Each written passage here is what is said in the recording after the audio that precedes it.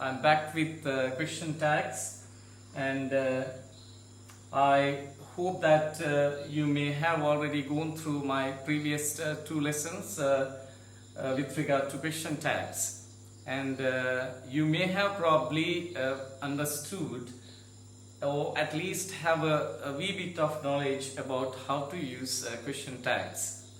So today I'm gonna talk to you something special. It's how to use question tags with modal verbs. Now, on hearing modal verbs, you may probably know, modal verbs mean to say let's say like can, could, should, must, may, might, and those verbs are called modal verbs. It's not modal verbs, it's modal verbs. Alright, okay. And then, now here, if I just revise you, the golden rule with this regard, to be able to understand about question tags, you need to know about the basic idea, the basic rule, which is positive plus negative and negative plus positive.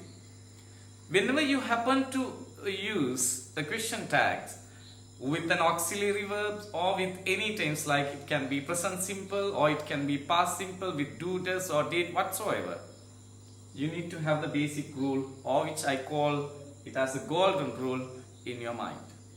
And so it's easy, but it's compulsory as well to know about this rule. Fine.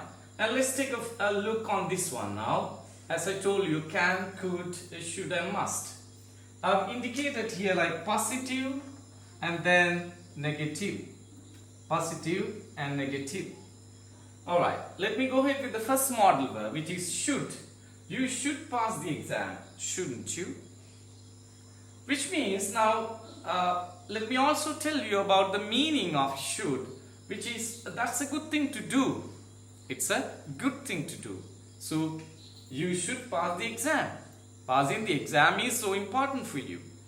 So the question tag here, I have put here at the end, which is on the negative part of that. But if you happen to write it as a sentence, you had better put a comma after the main sentence. After each main sentences, you have to put a comma, and then we go ahead with the question tag, which is attached to the main sentence. You should pass the exam. Now, also, you have to bear in mind that the basic idea about intonations as well.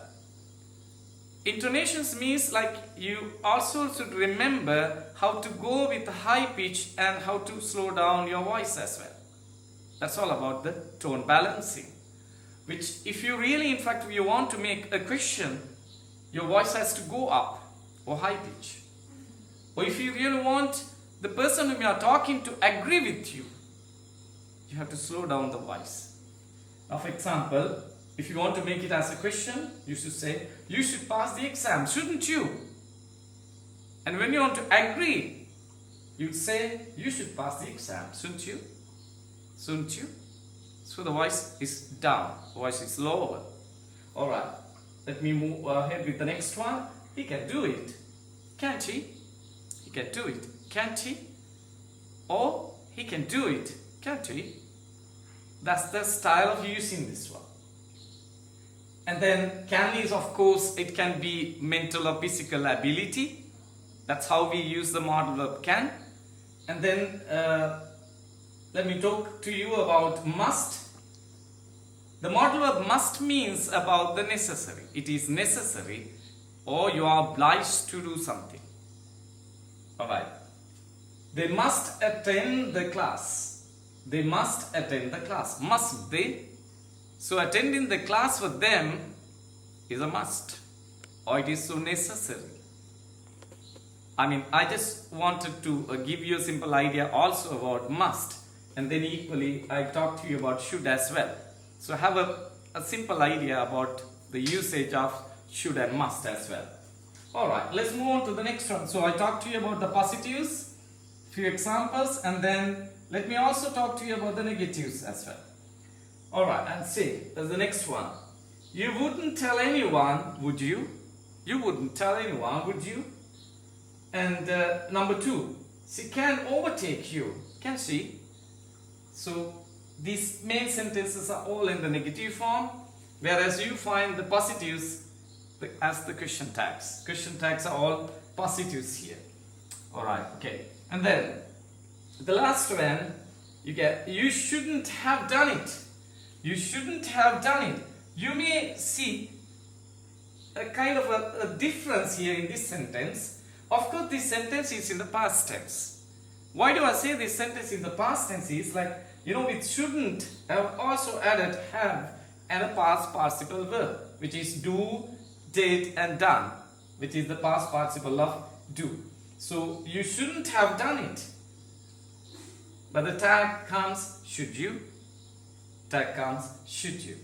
Alright guys, I hope that you got an overall idea about how to use modal verbs also with question tags.